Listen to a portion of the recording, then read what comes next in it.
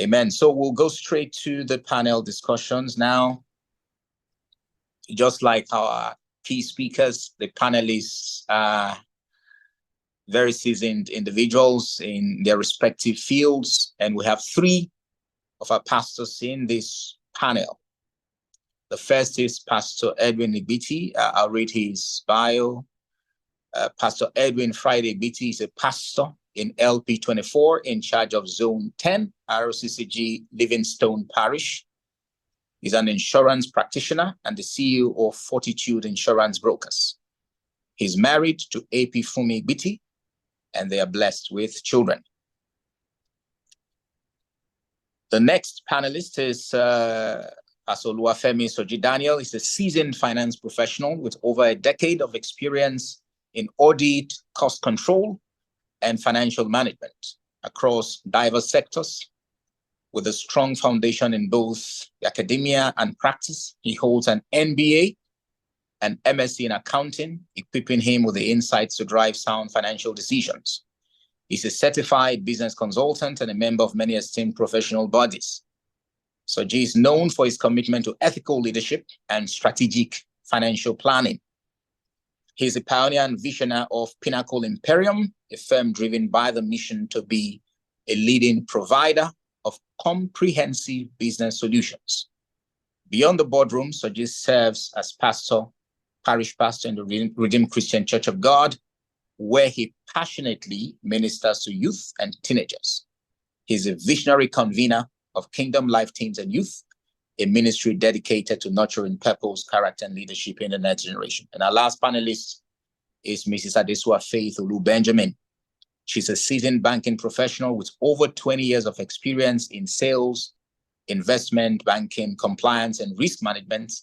She currently serves as relationships manager at Standard Chartered Bank's corporate and investment banking team in Nigeria, driving business growth and delivering exceptional results. She's a devoted family woman. She's happily married to Pastor Oludolapo Benjamin with a beautiful son. Let's make welcome our panelists. Thank you, Saz and Ma, for being on this call. So we'll start right away with the questions for you, and we'll begin with a couple of questions we had on the chat. And I'll just take it in turns. I'll start with you, sir, Pastor Igbiti. Someone had asked, let me see, I think I have a question on the chat.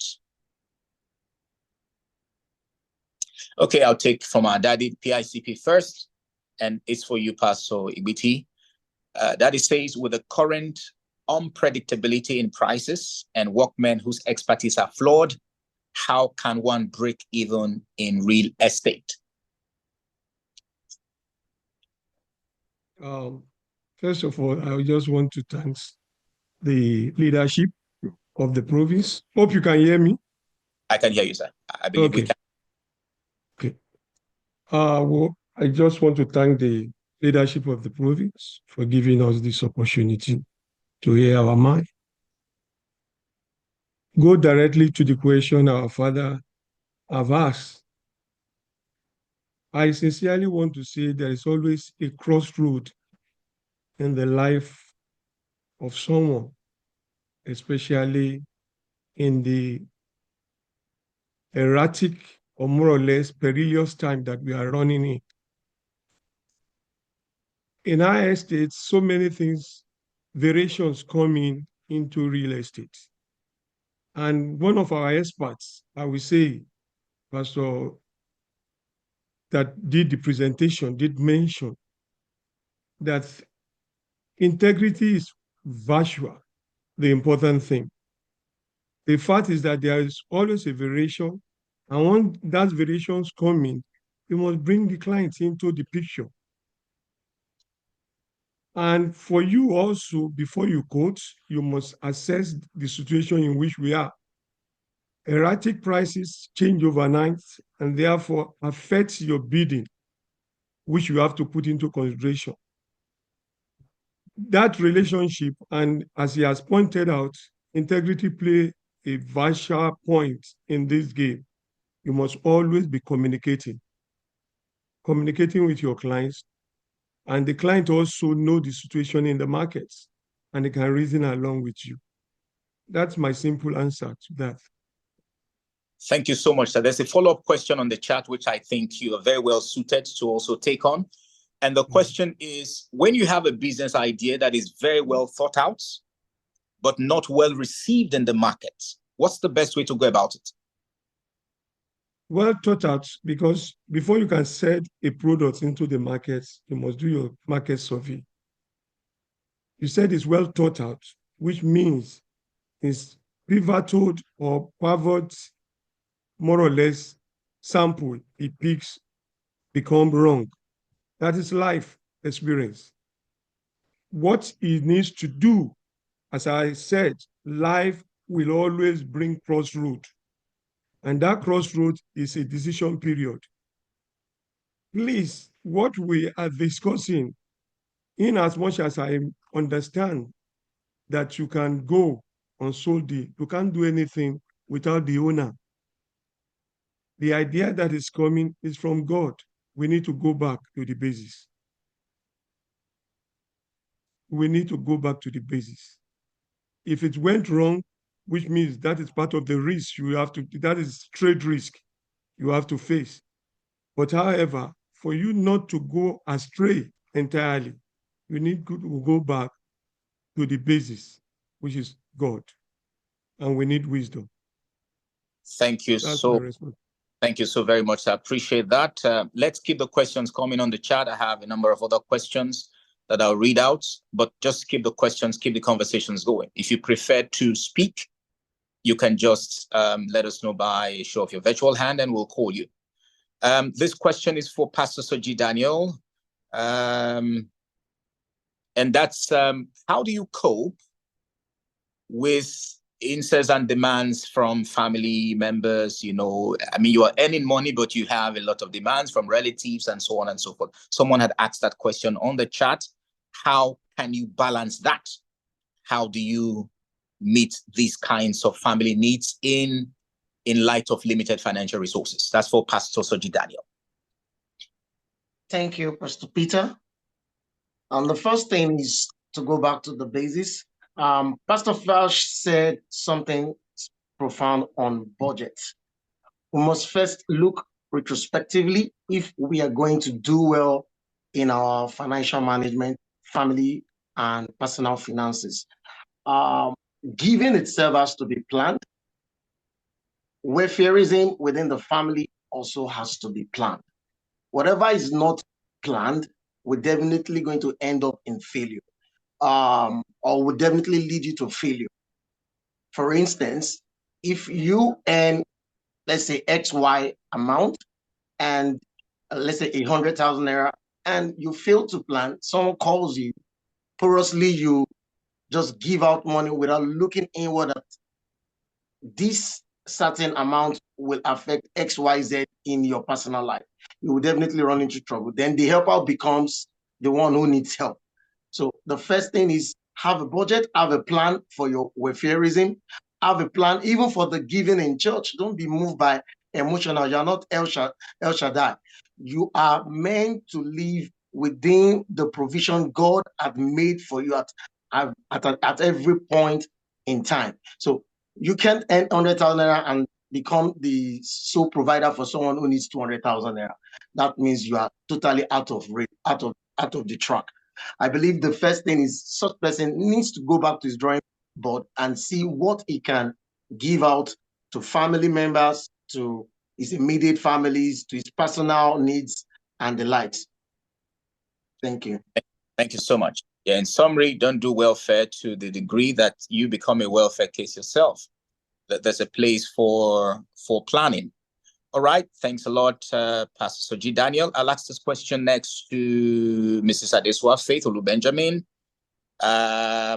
What does financial stewardship mean to you personally, and how has it shaped your financial planning and your walk with God? So I'll take the question again. What does financial stewardship mean to you personally, and how has it shaped your financial planning and your walk with God? Good morning, everyone. And thank you to the leadership for this opportunity to speak on this platform. Well, I would say personal and effective stewardship, personally, to me, it's a way of effectively managing our personal finances. And being a stewardship means you have to exploit a lot of personal finances, provide a practical, tips, and do a lot within yourself and your finances to be sure that you are not going to be in debt. How do I manage my personal finances? I will say I do that by saving. By saving, I have a budget, monthly budget. It's what I do personally. I build also wealth.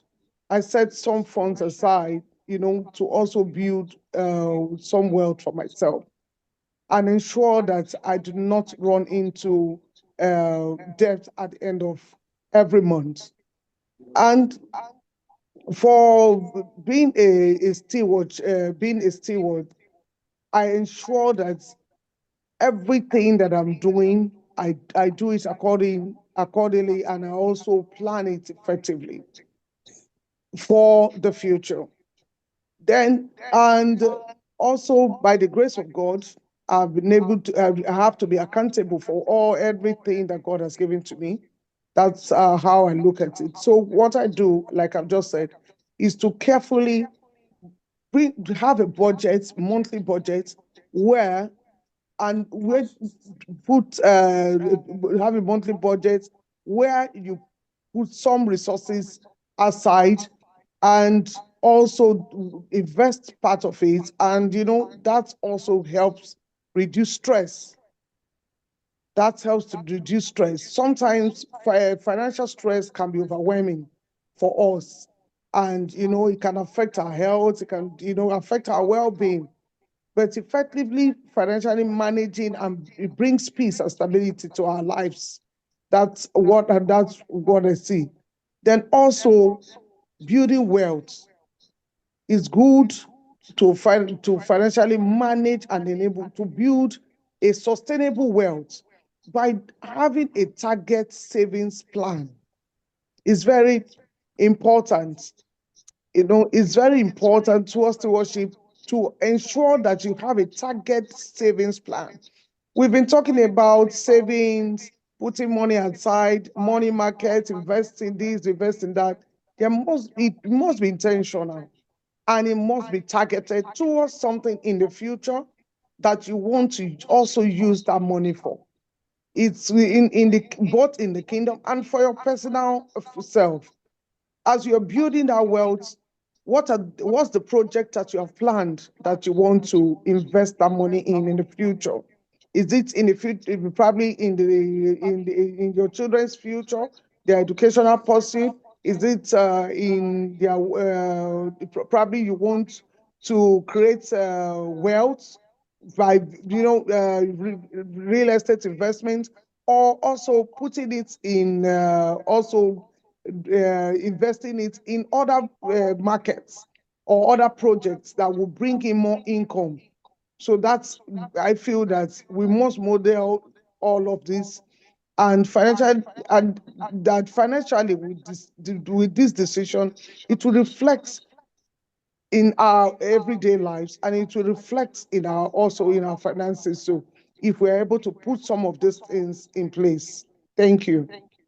Thank you so much, Ma, for that very, very fantastic response. I'll come back to you, Ma, and to Pastor Soji Daniel, but in the interim, I have a question on the chat that I believe is best suited for Pastor Igbiti, because it's around the topic of insurance. And the question is from Adeleke Olumide, and it says, can one insure the obvious risks out there on investment channels, looking at trade wars, exchange rate instabilities, and business closures? So the question is, can you insure the risks in investment channels, considering trade wars, exchange rate instabilities, and business closures? Pastor Igbiti, sir. there are risks that are speculative. These are speculative risks. What insurance cover is calculative risk. Risks that they can measure in degree. In other fields, there are some instruments they use to cover that, but that does not exist in our part of the space because we are growing. It's an emerging field, but those are speculative risks, and speculative risk is part of the risk that is not insurable. All right, point on. Thank you. Thank you so much, sir. I'll ask this question. Let me see. Okay. Pastor Mrs. Olu Benjamin, if you can go for this. It says, when you have a lot of skills, what are you going to do to organize them in a perfect way? So you have a lot of skills. What can you do to organize them in a perfect way? Okay. First, I will say that with a lot of skills, personally, you know the reason why you have acquired the skills. And acquiring the skills, you definitely have you have a goal, and you have the reason, probably a goal or reasons why you have acquired the skills. What do you plan to do with the skills that you're acquiring? What have you planned to do with these skills? Some people like I personally, due to the length of time that I've worked in the financial industry, I've acquired a lot of skills, and this helps in my career development. What are the plans that I have? I have plans that, outside of banking, there are other areas where I can also apply these skills. Is that the plan that you also have? Or are you just acquiring it due to the fact that, your colleagues or your siblings or your friends, they're acquiring skills, you also want to have these skills in your CV? So there must be a purpose the purpose why you have acquired those skills, and where you want to apply those skills in the future. There are several skills that I have that I've applied in the course of my job, or in the course of my journey in the financial industry. I've had needs to acquire the skills because it's needed for my roles, and it's also needed for my career advancement. So those are the purpose at which I have acquired my own skills. So you must have a reason, a purpose for which you have acquired the skills, and where you also want to utilize the skills. Thank you.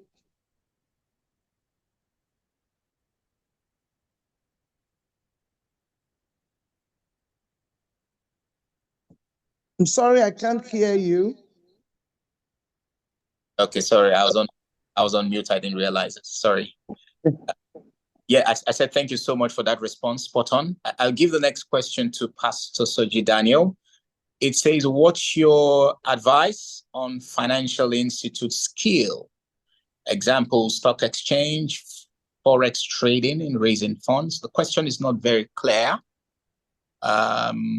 So what's your advice on financial institutes skill, acquiring skills, I suppose, through financial institutes, maybe in stock exchange, forex trading, in being able to raise funds? Pastor Soji Daniel, can you go for it? Okay. First, I would like to say learning must be purposeful.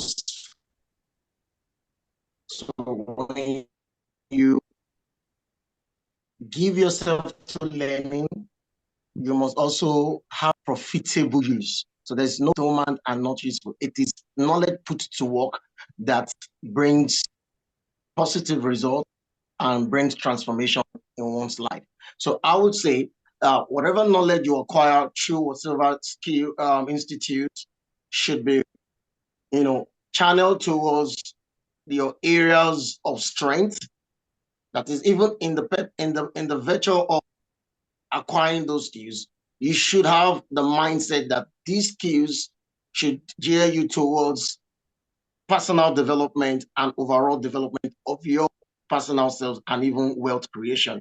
So I would say, yeah, every skill acquired, whether from institute, from friends, or from whatever platform you acquired, the purpose should be towards application, and the application should also be towards improving your general well-being. So if you learn about stock exchange, you should not just learn it just to be a teacher of that knowledge or to boast that you have that knowledge. You should see how you can apply that knowledge in practical sense that affect your life positively.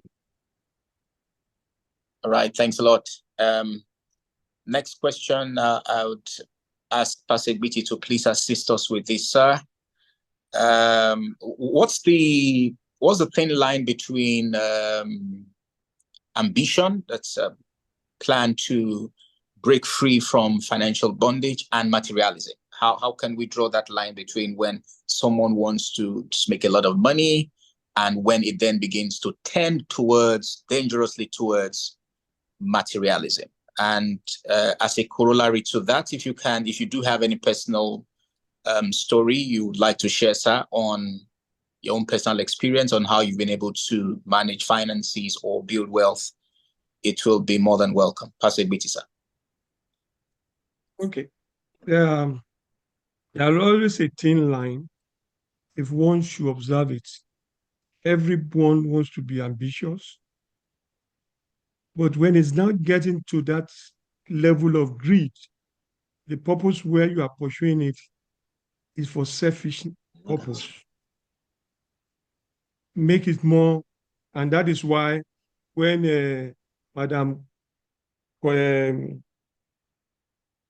Komolafe was trying to point out to us, those who get involved in the policy and all those schemes that overnight he wants to double money. That is greed. It's personal drive that is making you. It's not for a purpose. And being a steward, because we should not run away from the point of our stewardship, which means that you should realize that every good and perfect gift coming from above. And from that angle, I see it that we are all products of the cross. Horizontally, we are responsible to God. And vertically, we also are responsible to men. By so doing, we realize the fact that everything we have or that comes to us, our lecturers have told us that every one of us have a talent, every one of us has a gift. Everything that comes to us comes from above, which means we are only a caretaker. The owner is God. We are a caretaker and we need to manage it. And in managing it, we should use it for people, to impact people's lives. If that is your goal, that is what I think to be the lines that you must be able to see and work with it. Judging from personal experience, over times, I'm one of the fortunate, I always say it in any platform. I grow from the more or less the lower ladder to the highest, to get to the top. I started as a bloody clerk. I qualify in that profession as a bloody clerk. And I always tell people I took the lift, I took the staircase, while some people entered the lift and pressed the button, elevator took them up. I moved step by step until I got to the top of the ladder in the profession. And I see that to be a plus. Once upon a time when I was taking a class, I told them what is the motivation among it. My motivation then was, it's a careless thing, it's a toilet. Because when I was growing up, it became a motive, because when I joined as a clerk, they separate a toilet that senior staff use and junior staff use. At the close of the business, I will enter that senior staff toilet and tell God, I want to use this. The question of how many years will it take me to be a senior staff in this place? And by so doing, that was the zeal. Whatsoever it takes, And when I now become a senior manager that I see, there is also a separation as regards GMs and management, toilets. I said, that was a motivating factor. And I was saying, what will it take me to become a senior manager in this place? And that toilet drive me. And when I got to be a general manager, that was also a different in toilets. My MD and DMD have an enclosure of toilets. And I pray along again. I want to have I want to be using a personal toilet. And that was the zeal. And that's why I said it became a story now that I go to that peak, have an enclosure. That was the driving force for me then. The intention is that, and I need to say, over times, my dedication to God become a zeal. And I see it more often than it's when I retire that I know that I've not been dedicated to God that I thought I am. It's when I retired that I now realize the point. And one thing I want to say, this might not be my last saying, is that we need to prepare for retirement. From day one, we need to prepare for retirement. And that is why when Pastor Fudge was pointing out that we must be keeping something aside, it's also true that moment that we need to keep something aside. Things can be rosy now that most half of the people on this platform are in the working class at the moment. Please start putting something. You need to start now. Don't postpone it. Procrastination, they said, it's a theft of time. We need to start now. It's never too late. The day you wake up is your money. Do it now. That is my approach to it. Those are the zeal. And now I can say, because of those amount I'm putting aside, then I was not doing it consciously for the purpose. But I now realize it now that those are the things I'm now living with. Those are the things that will make me boast. I told people then when I was working with high earnings and all that, we were unable to build a church. Church came into existence when I have retired. And that is why I said, when one sees it now, one will be wondering, how does it come about? I always say that is a mystery that I cannot explain. But because we are intentional, serving the Lord. And that is why I said we must put ourselves forward and be accountable. And that is why I say horizontally, God is watching us. Vertically, men also are watching us. Therefore, we must be accountable. And we should hold ourselves to be accountable. You must have an accountable partner. It might be your wife. To me, my wife is the best person I have. He cannot challenge me outside, but he challenged me internally. And he put me on my toes. I'm saying this now, not because I don't want her to hear to make her head to swell up. I decided that we must be accountable. Somebody who must, anytime you cannot be accountable, you are outside this. And you either flog yourself to be online by being accountable. That's what I would say concerning that question. Thank you. Thank you so much, sir. Very practical and it's quite enlightening. I'll ask Pastor Mrs. Olu-Benjamin this. It's a 3-in-1 question, just from a very practical perspective. So I'll try and frame the question in such a way that it then gives you the room to be able to give us really practical tips. So we live in a world that encourages consumerism. There's a lot of competition between friends, colleagues. So as a family person, whether male or female, how can a Christian practice contentment? How can a Christian ensure they are content and they live within their means? That's the one part of the threefold question. Then also, how can a family just starting begin to build wealth incrementally so that over time they are then able to, shore up their wealth? And how can they ensure that you're not putting aside, some people put aside money and then emergencies come, they go and take them. And then over the years, they see that they're not even accumulating wealth. Whatever they're putting aside, they still go back to take them. How can you put money, as a banking professional, put money aside in such a way that you're not able to reach it? So I'll just say the questions again. How can a Christian family or a Christian live within their means? And how can people as Christians build wealth incrementally such that you are not taking 2 steps forward and 3 steps backwards from a very practical perspective? Okay, thank you very much, sir, for the question. First, I will say this is something I actually spoke about yesterday with some young people, and I just gave some testimonies and of what I've observed and what I've seen. One, what I'm still, observing in the lives of probably colleagues, friends, and some other individuals. How do you? The question says, I'm just rephrasing.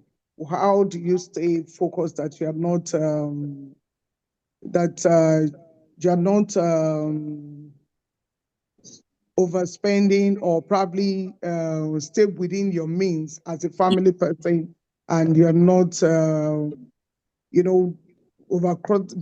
just staying within your means? I would say, as a good steward, we should, whatever God has given to us, God have entrusted that we should use it wisely, and we should manage it effectively also, by using it wisely. I personally, this is just my own personal experience. I see a lot of people, a lot of young chaps these days. They live in the world out there. They just want to be some other persons that they probably see on social media, or someone that they admire, and they live within the competition. That puts a lot of pressure in the lives of our young people these days, even adults. People feel, sometimes some family members feel, oh, how come you don't just care about some of these things? And I said, I really do not care some of these things, because they're not my priorities. And I don't see that people do things, and because of that, I also have to put myself under pressure to be what I don't want to be. I just like to be myself. For you not to be under pressure, peer pressure, or probably a societal pressure, try to be your own self. I tell young people, let people imitate you rather than you imitating other people. Whatever you are putting on today, or whatever you're doing, some other persons can also admire you and want to be like you or do things the right way. I don't move with the trend. A lot of people will see you, some person will see you, they want you to look in a particular way, or they expect that you should be in a particular way or a particular form, or probably you should dress in a particular way. Why are you not doing all of those things? And I said, those things really do not matter to me. All that matters to you is that dress for yourself and look good and feel good for yourself, not for other people.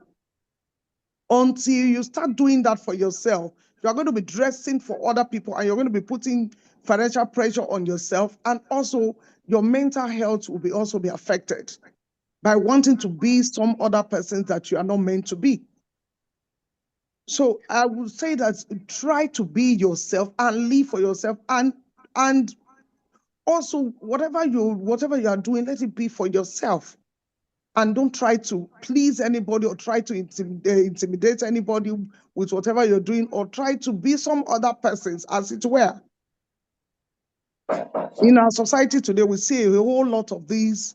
Someone feels, oh, with your status, you should be doing certain things, you should dress in a certain way, you should do this, you should go above and beyond.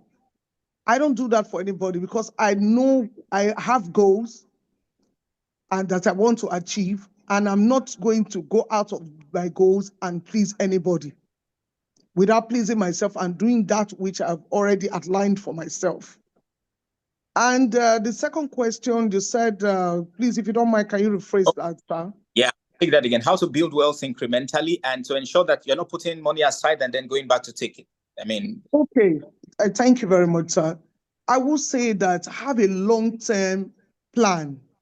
When you are investing, we have short-term investment, you have long-term investment. There are some investment you can invest in. Some of we've talked about in this platform today about money markets. You could invest in capital markets. You could invest in financial. There are a whole lot of investment that you can invest. It could be some people preferred. Oh, I want to put my funds in properties.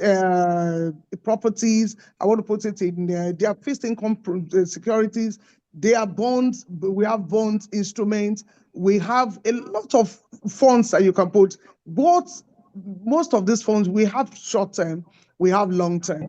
For you to guide against some of those things, which will always come. I'm talking about even from the ministry perspective, from family perspective, from relatives, from colleagues, it will always come. People will come to you almost every other day to request for one thing or the other.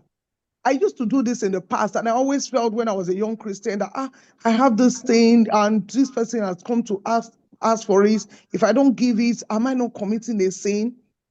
And we know in listening to some of the going for listening to seminars, going for financial literacies, planning and all of that, I got to realize that probably because I usually do short-term investment, so those funds are usually with me. So what I now started doing was to go for a longer-term investment. When you go for those long-term investments, that your funds are there, they are locked up in probably 7 years, 10 years.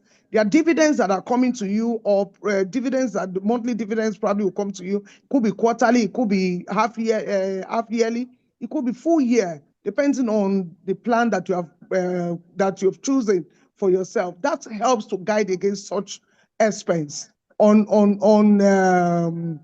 planned expense. And also you have some funds put aside, like have some funds put aside, because if there are emergency purposes, you can easily have access to those funds and use it for those emergency purposes. But however, the basics of it do have a long-term investment. And let it be a targeted investment, not just investing because we're in this platform, or which sometimes I hear we have to invest. Investment is good, but it has to be for a purpose. If you have done a long-term investment and the proceeds comes back to you, you could invest it into real estate. You could, and it's good for you to also diversify your wealth. Don't put all your wealth in, they are talking about investment now. I think that's the way to go. And that's why some people get caught up in all these Ponzi schemes. Oh, that's the way to go, is investment. No, diversify your wealth. Even in that, your wealth, diversify your portfolio. Don't put all your eggs in one basket. It has to be diversified, well diversified. And also keep something aside for emergency purposes, like when these things come around, do that which you can do. Thank you. Appreciate. Thank you. Fantastic. I had to stop you because I have another question for you. Thank you so much, Ma. I'm just trying to frame this question because I want us to be as practical as possible. That was a very practical answer to that question. I used to jokingly say, the Bible says, cast your bread upon the waters. After many days, you will find it. Some people don't cast no bread. They eat the bread and drink from the water. In fact, some people eat all they can all they get, and sit on the can. I think one of the reasons I believe why people find it difficult to probably save or to build wealth is maybe because they're living above their means. So what practical ways, ma'am, can people employ to cut costs? I mean, we're talking about from the perspective of Christian homes now. What are the practical ways using today's Nigeria, or today's world, to cut costs whether from saving costs on house maintenance, saving costs from house bills, saving costs from house rent. It will amaze you. I think someone said to me that there's a young lady who was earning so much and discovered that she wasn't able to save anything. She then decided to take a critical look at where the monies were going. All her monies were going into eating out. She was shocked at the chunk of salary that was going into fast food. So what are the practical ways that people can, practical things people can do to save, just save that extra expenses? As many as you can think of. Yeah. Okay. I will say thank you, sir, for that question. I will say first, review your financial plan. Everyone in this present day economy, we need to review our financial plan and adjust when needed. Practically, due to my exposure, I get most of my things overseas. I don't like Nigerian rice. I do not like to eat Nigerian rice. You know, I always want to buy those American rice that I love to eat, that, you know, that's what I enjoy eating. But in these days in Nigeria, that same rice has become very expensive, and I've had a need to adjust to eating Nigerian rice that I did not like to eat. And I can tell you today, I'm enjoying eating Nigerian rice. That's a way of cutting, you know, adjusting and also cutting some of this expense. So we don't go into debt and you be building wealth and you see that those wealth are not accumulating, or they are not even growing, because you have to dip your hands into it. There are a lot of things that we need to adjust from when it has to do with especially for a woman. Sometimes you see this ashwabi thing is an issue. And I still had a conversation with a relatives, and it says, oh, someone, maybe a tailor or whatever. I said, those things don't matter to me. It could be that, yes, we have bought it, it's an expensive ashwabi and all of that, but I don't care. I can wear anything that I want. I can wear any other outfit to this occasion. And everybody that knows me knows that I can afford these things. So they can't question me, why are you wearing something different to the occasion? It's not going to change your personality. It's not going to change anything about you. It's just our reason that feels, oh, if I don't buy the ashwabi, I will not belong. And I will also say another practical example that rather than, you know, this ashwabi, colors, a lot of us have multiple of these colors and we just keep buying. And I don't belong to that trend. I used to do that. I don't belong to that trend. Not in this current day that you just keep bringing ashwabi and people should be buying. And most of these clothes, we end up not wearing them 2, 3, 4 years. Someone still reached out to me. Oh, I know that we have something coming up on Sunday. Do you have this color? I'm coming to come and take. I know you will give me, you know. Because this person has seen that this woman have accumulated some of these things, and probably she has not even worn them in the last 5 years. So why do we do that? In this current day, we need to cut some of those things and be practical with ourselves. Some people feel, oh, if I don't, they will say I don't belong, or my husband is not able to afford it, or they look at you that you are. No, please set a standard for yourself where nobody can look down on you wherever you step into. Wherever you step into, whatever you're putting on, put on decent clothing, dress nicely, and you step into anywhere, people will still accord your respect to you. You don't need to please anybody. When it has to do with homes, I'm talking about both men and women, because I'm working with a lot of people, both men and women also. I see that those choice of foods that you used to eat, and you see that, oh, with this current day economy and things have gone so high, please adjust. I've just shared my own personal experience. I'm buying the local rice, and there is absolutely nothing wrong with it. It was just my mindset. It was just a mindset thing. Probably because it was cheap and I could afford it then. There was no problem with it. I can still afford it now. But when I look at the price and I'm just thinking within myself, I said, why should I do this? Why do I have to put so much in this thing that is also produced here? And also, And because of the nature of my job, I see that a lot of these things can be produced here, and which they've started producing here. A lot of us don't know. Those things that we feel that, oh, I have to buy it overseas. No, they are producing them here. With local raw materials, they reproduce them here and turn them into all these things that we want. So it's more affordable to even get it from here. Are you taking 3 meals a day? Why do you really need 3 meals? As an adult, do you really need to have 3 meals a day for health reasons? No. Some of these things we need to look into is for children. We're fine. And in between meals and all of that, for children, most especially because a lot of our children do that. And we also grew up doing such, having those practices. You need to cut down on some of those things. And we also look at, if you're looking at studies today, we see that some of these things that we consume are actually not good for our health. So what are you doing? Are you reviewing some of those things? Are you cutting down on these things to have for you to enjoy good health and live longer? And when you're talking about generally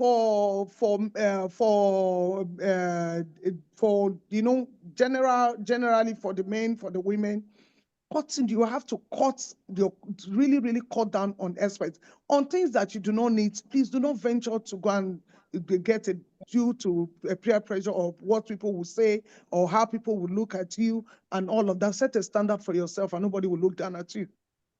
Irrespective of how you come out or where you come out from, nobody can look down on you. You don't have to do what people are doing. You do not have to please other people to displease yourself or to deepen your pockets. Because like our Pastor Igbiti have said, you need to plan. You need to build wealth for the future. I have a 10-year plan. And I'm saying that, I also tell people, look at how old are you now? What do you want to do in the next 10 years? What do you want to live on after this work? Are you creating extra income?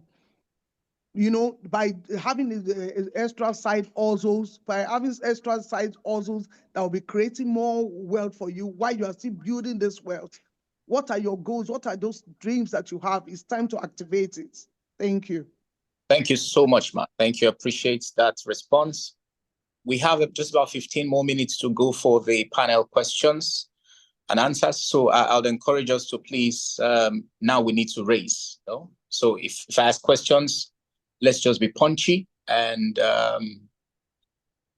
give those answers. I'll ask Pastor Igbiti sir to please help us with these 2 questions. I'll read the questions now, but ask Pastor Soji Daniel a question and then come back to you, sir.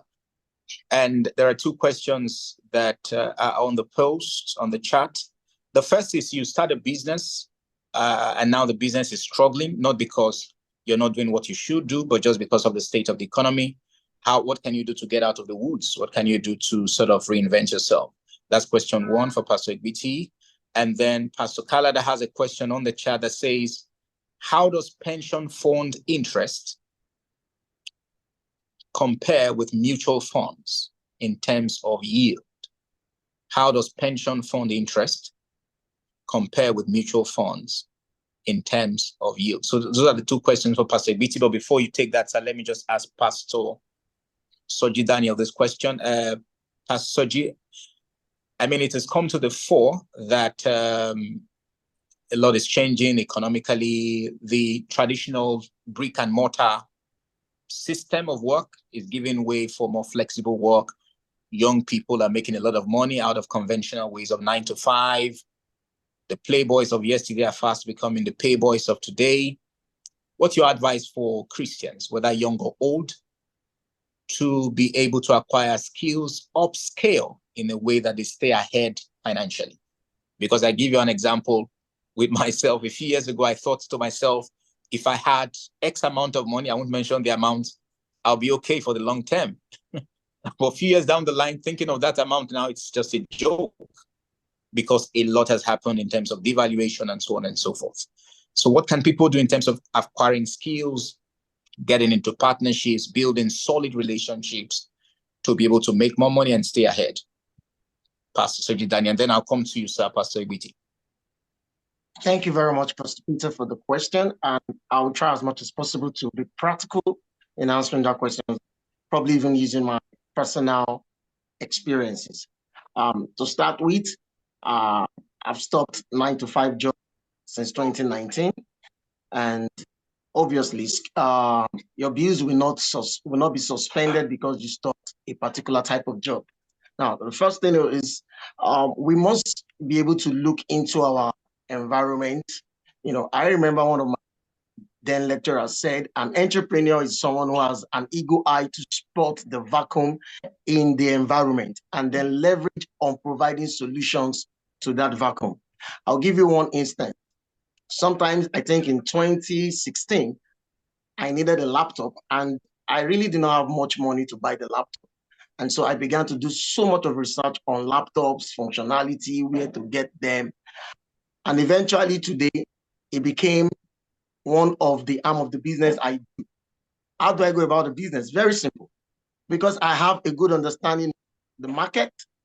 I know the functionality about laptops.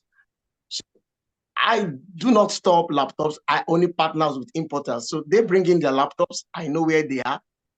I sell the laptops based on the functionality to the customers. And then the customer pays me. I go pick it up from the importer and deliver it to the customer. Now I do it leveraging with dispatch riders and the likes. Now, what am I saying is that there are always opportunities around us. Sometimes the problem you are facing is actually waiting for you as a solution giver to it.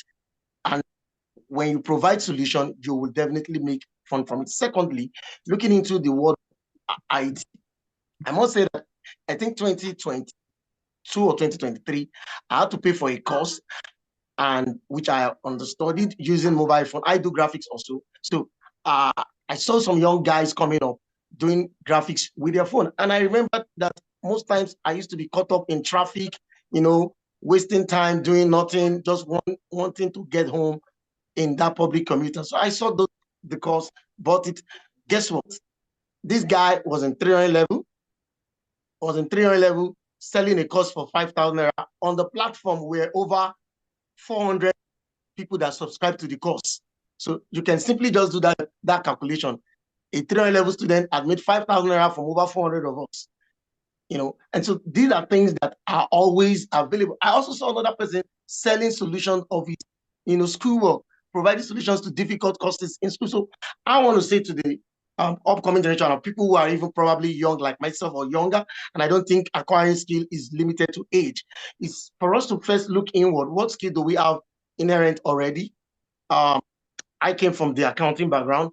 I do data analysis, and I'm still learning more in that field because there is greater opportunity in that field. So I would say, look inward and look at the possibilities that are available within the area of your strength and leverage on them. A problem you are facing might likely be waiting for you as an answer to your immediate community. Thank you so much, Pastor Soji Daniel. Right, as we begin, I'll come to Pastor BT shortly. Let me just read some comments on the chat.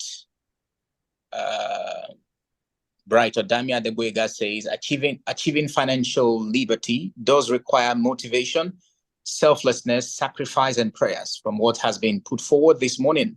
But when these tools have been applied and the results are not what you expect, what more can you apply? Okay, I think that was a question. Actually, I'll take that shortly. Bright Odami again says, online seminars like these are very educative and helpful to Christians. Kudos to the organizers. I wish that more of this will come to encourage Christians. We cannot continue to keep waiting and hoping for breakthroughs without breaking the sweat. And Pastor Rotimi Oluwagade had written, for those in paid employment, don't wait till you leave paid employment before starting a side hustle. Start with what you have and where you are now, especially with your passion now. It will pay in the long run.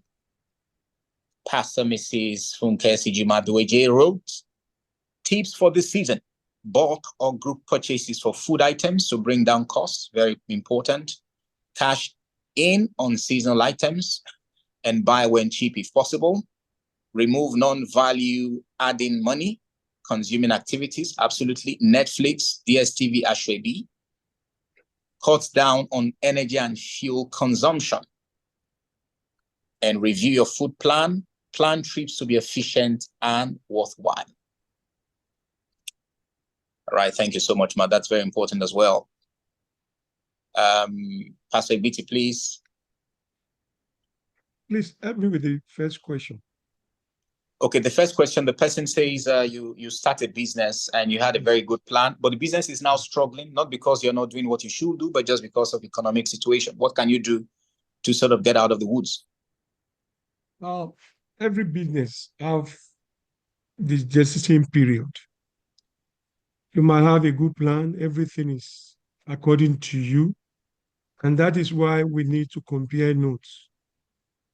Comparing notes, for example, I thought being in insurance field for so many years would be more easier for me to just branch to one of the sector, which is the broking sector, that I will find it easy. It requires a different board because I've been in the operation, which is the insurance company, which is the underwriting arms. But now broking arms, I thought it's very easy. One to just, and I realize that there is a lesson one need to learn. And that is what I'm undergoing now the past 2 years to ensure that we bring it to scale. What the person needs to do is to go back to the basics again. Now he's struggling. I pray he has not borrowed money because he has to pay. And by so doing, he has to put in place and ensure it's a teaching period, which I believe it will come out good if his fundamentals are right. It's just taking time, it will come out good. It should be, I would say it should stay put because sometimes pains must come before you enjoy. And therefore, that is the teaching period. And if you believe in that course, you should still stay put, don't jettison it now. I believe it's just a matter of time, but he should not borrow. He should live within his means and be content in dragging it through. But with God blessing on it, it will come out better. And the second question is on the pension and mutual funds, the interest on them, judging by the question. Being the pension fund is with the custodians, which means those who are managing those funds are the ones that knows where they put those funds for the return to be. And if, as a client, if you know that certain pocket is not giving you adequate returns on your investment, you can need to meet your pension managers or the mutual fund managers and try to talk it through. It depends on the market and it depends on the house that is, because if they went for bond is open, you know the rates that the bond, the rate of the coupon that you are expected back. You can interrogate that because it's your fund, you can manage it. You can question your managers. That's what my response to that question. Thank you so much, sir. I appreciate the response. I'll read the last chat we have on the chat box, and then I'll take final comments from the panelists. So for the panelists, Stars and Mai, there were any points you didn't have the opportunity to highlight during your responses, you can just say that in your closing remarks. 1 minute each should do, just to sort of tell everyone what your final thoughts are. Sorry. Okay, I'll read this question and then I'll read this comment and take someone says, please, I raise my hand. Oluwaseun Ogunekun. So I'll read a comment from Pastor Kaladas. Pastor Kaladas says, to save money, we should also endeavor to cut down on eating out. Take home food to work. That's very important. To amaze you how much that will save. Okay, Oluwaseun, over to you. Oluwaseun, sorry. Let's go for it very quickly. Oh, thank you so much. Good. I think it's still morning. Good morning to every one of you, and thank you so much. You are doing a great job, and to all the people that are giving us a good response, I celebrate every one of you. I remain Oluwaseun Temitayo Oluka Ogunekun, and my question goes thus. Please, for all the people that are on the plan, I would like you to advise every of our viewers, our listeners, that how do we know the LD banks to invest with? And how do we know? I know that when it comes to stock exchange and the forex market, we need to go for skills. But when it comes to all these banks, because we know that a lot of banks are having issues, ups and downs, and how do we know the bank that we can always invest and expecting a dividend or expecting something in return every month? Like somebody talked to me, Pastor K, there's something somewhere that people are putting money in their banks and they are giving them 15%, 20%. You know, we need to know how healthy a bank is, because there are some banks that are printing that they are okay, but internally they are not good. And I believe that you people that have the experience, you can always give us the knowledge. So thank you so much. I celebrate every one of you over there. Good morning once again. All right, thank you so much for that question. So I'll ask Benjamin on that question. So you take on that question, was your closing remarks, after which we'll take G. Daniel and Pastor for his closing remarks.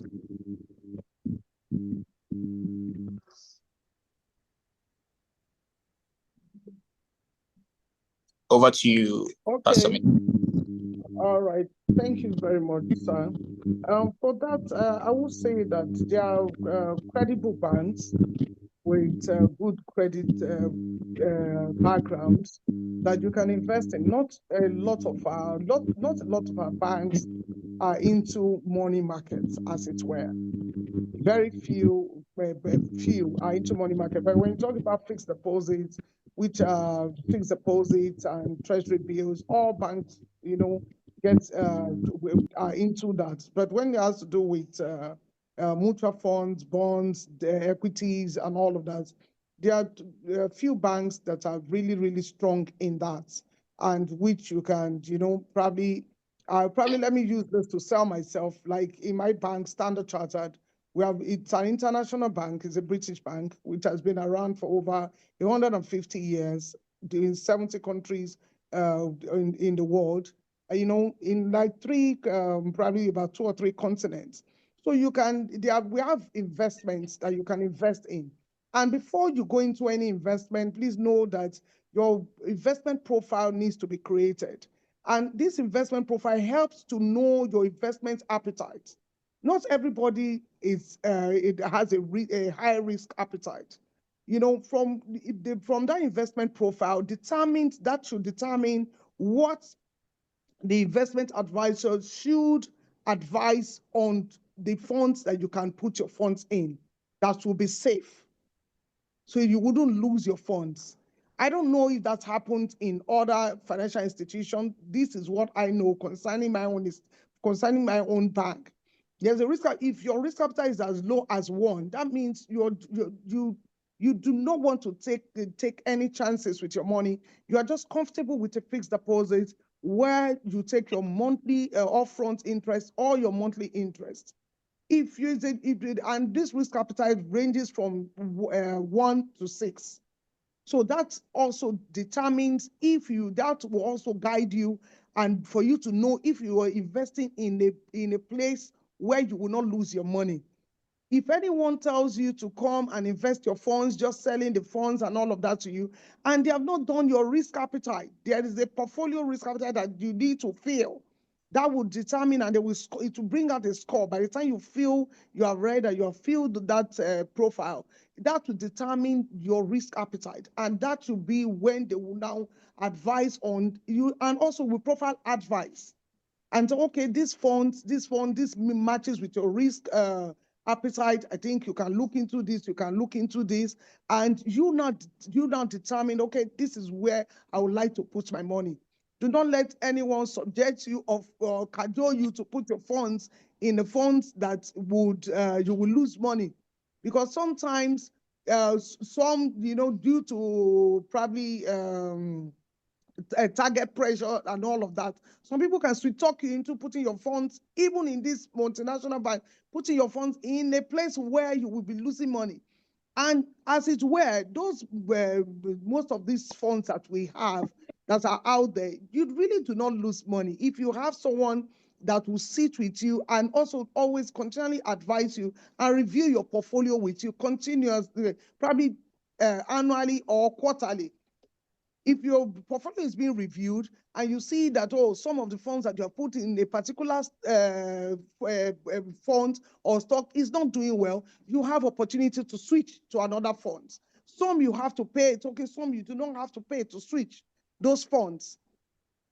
Some you have to do is a target savings plan. You can be also, just probably buy some foreign currency and be putting it in there as low as $100 every month. And in 2 years, you will see that, oh, you have $2,400, which you can now put into a bigger fund. And gradually you can also do that. But that can help. But be rest assured that anyone that is not asking for your risk for you to have a risk profile, then that investment can be tricky. You have to be very careful not to lose money. Thank you so much. Thank you. Appreciate. Thank you, Ma. Pastor Isaac Yerokun is asking if you can please share your contacts. If it's okay, Brother Emmanuel Adeleke, maybe you can just contact Pastor Mrs. after now and then share with Pastor Isaac. Pastor Soji Daniel, 1 minute, your closing remarks. Thank you, Pastor Peter. I want to close on one of the fundamental biblical passage that had informed my financial life, and that's in Genesis chapter 2, from verse 10 to 14. The scripture says, a river flowed from the Garden of Eden and into 4 main heads. For me, this has become very emphatic and has become very germane in my life. First of all, the source is from God, and then the source of my inspiration is from God. And then the next is that you see that there are 4 main heads, typifying that there are 4 rivers. In my own personal study, I realized that even one of the river is enough to water the Garden of Eden. But you see, to ensure the stability of the Garden of Eden, there was a need for at least 4 streams of resources. And that's what I always advise. We must get to the point where we have a minimum of 4 minimum stream of resources, and not just minimum stream of resources, levels of fun. And that's one of my hunger coming here. I also came here to learn from other experts, which I've also been able to learn, because I've noticed that my active income will not sustain me in my retirement plan, whether I'm in business or I'm in career. A time will come, my energy, my strength will not be needed to generate wealth. Then it comes to the point where my residual incomes or investment income are the ones that would see me through those periods. And I've been able to pick 1 or 2 things here and there from Pastor Fach, from Pastor Egbeti, I've personally learned, even on the call, things to diversify into and watch your fund grow. I also want to say that we should live here with those questions on our heart, wanting to answer them, not just having those questions in our heart. I know there are several questions in our heart that has been raised on mutual fund, stock, bonds, and treasury bill. It shouldn't end on the platform. You should go home, sit with them, take notes, ask questions, ask for contact. Like I see someone already asking, ask for contact, speak to people who are knowledgeable already in those fields, speak to people who are already ahead of us. For some of us that still have our strength working, we can still work 18 hours a day.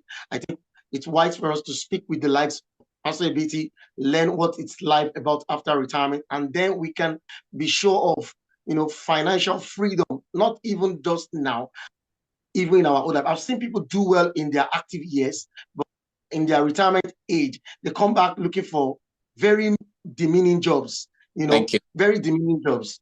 I pray God will give us wisdom to apply the resources around us, human resources, environmental resources around us, to profitable use. Thank you so much. I really want us to close exactly 10:30 sharp on schedule. Thank you so much, Pastor Soji Daniel. Pastor Egbeti, your closing remarks, sir. Indeed, I've learned a lot, and I sincerely am not giving vote of thanks, but I appreciate all our facilitators, the erudites, and all their points. Please share the slide for all of us to go and consume after. But in the closing remark, I just want us to take this back home. We must start teaching stewardship at home. At home, we must involve the whole family.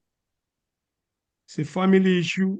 We are planning for our future. We have been taught budgets, and we should see it as a family business now. And we also have to live a model, healthy habits.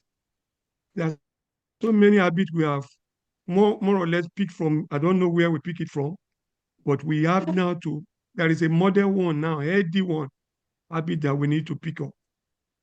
And therefore, we need to teach our children to give, to save, and to spend wisely. Most of us in this generation, because we undergo pain, we don't want our children to undergo the same pain. And that is why when Pastor Far was making an example of trying to copy, want to send our children to one of the best schools, Harvard, that you never attended, that is when you want to send there for just ego stake. And that is why we must teach them to spend wisely. And we should just make it a source of things. And that is why I will go back to budget again. Anything that is not in writing does not exist. That is one of my lecturers taught me. He said we should list, you must list all your income, your source of income down. Sometimes we assume so many things, whereas they never exist. If we put it down, we live by it. And we should categorize our spending. We have been spending and we do not know. As Pastor Soji pointed out, we are not El Shaddai. We have been a good giver. Everybody come, you give, you give, you give. One day you will die, and God will still remain. He's the El Shaddai. And therefore, we should learn, categorize our spending. Who are we spending to? What are we spending on? The example that Sister in the platform that he said we should go and buy food in bulk. To me, it's an yes, and I believe my wife has been engaging that. I don't know why he will be saying, take me to my 12. It's now that I know the reason that is helping me to save the cost. And we should all work with this principle of 10-80. 10% give, 10% save, and 80% for your life. 10-10-8. Thank you so much. Thank you so much. I appreciate. Right. Thank you, everyone. Thank you, all the panelists and all our resource persons, those who spoke during the lectures. We thank the organizers, Pastor Susan and team. We thank our father, the PICP. Now we're done with these sessions. Please, let's take on board all that we've learned and put them into practice. To close for us and give us the closing prayers, our APICP admin, Pastor Olumide Adeleke.